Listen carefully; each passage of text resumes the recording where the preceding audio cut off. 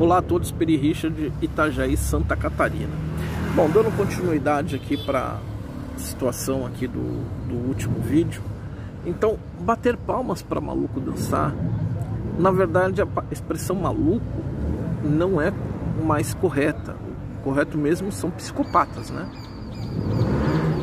Então só essa ideia, bom, a sonoplastia com certeza não vai sair legal, mas enfim, só essa ideia de que a nossa situação está da maneira que está, e quando nós temos uma sociedade devidamente estabelecida, os psicopatas sabiam que não iam ter vida fácil.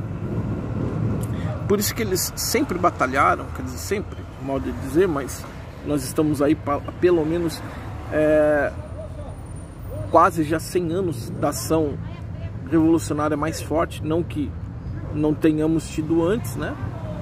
Mas eu estou falando sobretudo da questão comunista, por exemplo. Se você pega a vertente comunista, que já de 1922 já tinha aqui, o Partido Comunista aqui no Brasil já se estabeleceu. Pois bem, e isso nós estamos falando que eles tinham acabado de tomar a Rússia em 1917, né? 1918, 17, 18, ali eles já tinham feito a famosa Revolução Russa, encabeçado por Lenin. Então o que acaba acontecendo? A primeira coisa que eles fizeram, eles foram preparando o terreno para eles. Desde tornar, por exemplo, os ambientes manicomiais, eles conseguiram extinguir isso, porque eles sabiam que numa sociedade sadia,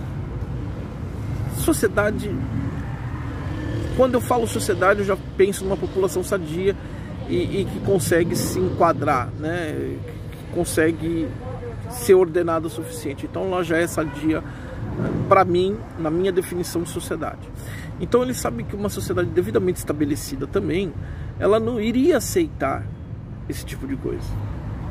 Então eles tiveram que vir minando. Então a política manicomial, antimanicomial, ela foi uma das coisas que eles já fizeram isso entre os anos 70 e 80. Quando o Estado começa a abrir mão, e abriu mão definitivamente de ter os manicômios públicos, porque eles foram sucateando aquilo de tal maneira e foram denunciando esse sucateamento a ponto de fazer com que a população, ao ver aquilo, tivesse aversão. Fora que os formadores de opinião da época, lá entre os anos 70 e anos 80, expunham aquilo e falavam, olha que absurdo, quer dizer, incutiam nas pessoas aquele sentimento de contrariedade. Tanto é que quando o governo, recebendo aquele estímulo midiático, ele fala, não, então eu não vou mais pôr dinheiro aí, eu simplesmente vou cancelar.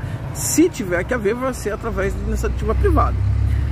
A população mal informada não soube, e dos que souberam disso não deram caso, porque falaram, realmente, se for para continuar do jeito que está, é melhor não.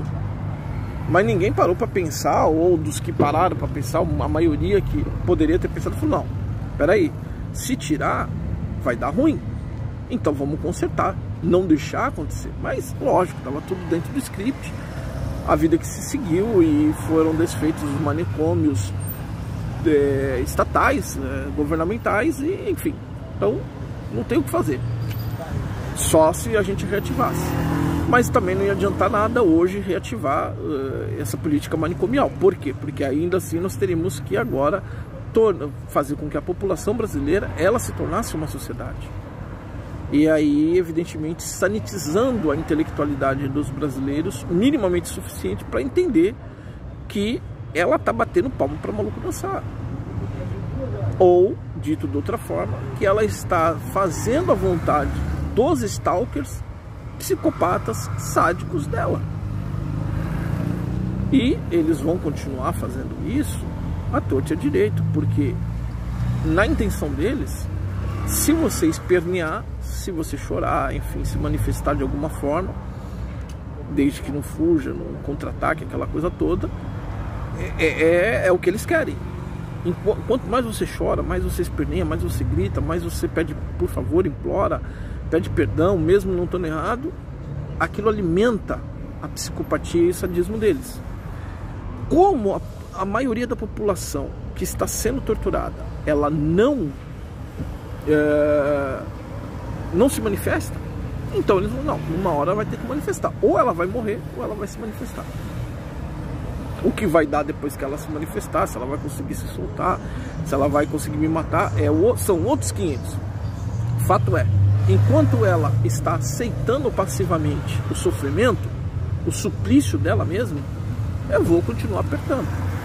E aí é que nós vemos pessoas como o governador do estado do Rio de Janeiro, da Gestapo, Witzel, né? Dizendo que a quarentena tem que durar por até 2 anos.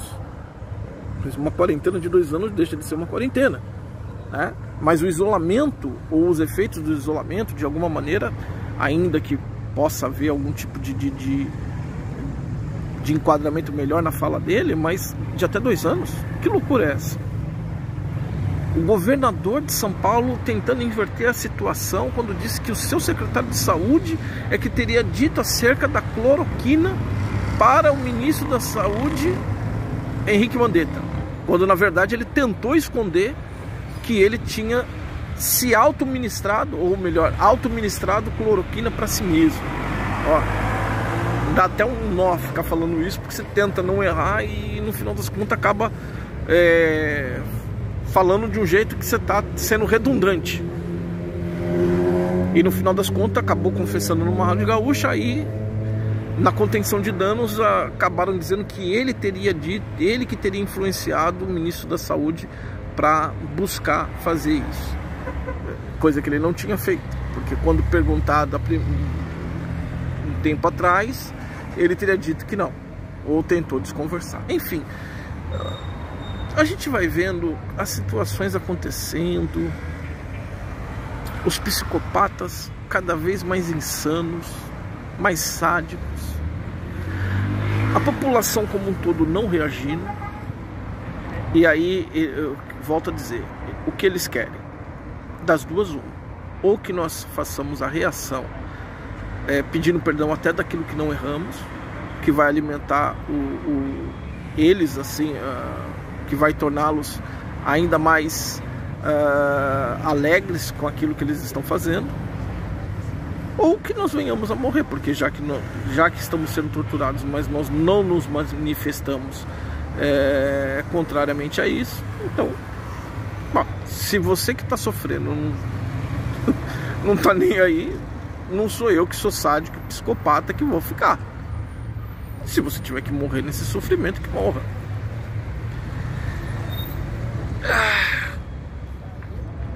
E aí, quando eu disse que vamos bater palma para maluco dançar, eu estava querendo dizer, nós vamos continuar ficando inermes diante da tortura psicótica e sádica daqueles que nos perseguiam e agora nos mantêm encarcerados dentro do nosso próprio país. O problema é que daquela meia dúzia que está tentando se soltar dessas amarras, dessas prisões, desses suplícios, não são suficientes. Não são suficientes. Esse que é o problema. E como nós precisamos de mais pessoas para fazer isso, e essas mais pessoas não querem abrir mão de suas zonas de conforto no meio da tortura, é uma coisa contraditória, né? É um oxímoro, eu reconheço. Porque zona de conforto quando está sendo torturado é um negócio estranho. Mas é isso que está acontecendo. As pessoas estão na zona de conforto enquanto sendo torturadas. Eu acho que elas ainda estão sentindo a água morna, né? Elas ainda estão sentindo a água morna. Para mim a fervura já está alta, tá? Já dá para causar ferimentos de 3º grau, mas eu acho que as pessoas estão dizendo que ainda nem de 1º grau elas estão sentindo. Conclusão dessa história toda: eu não sei se é ao longo prazo ou no curto prazo todos morreremos, mas a história é essa.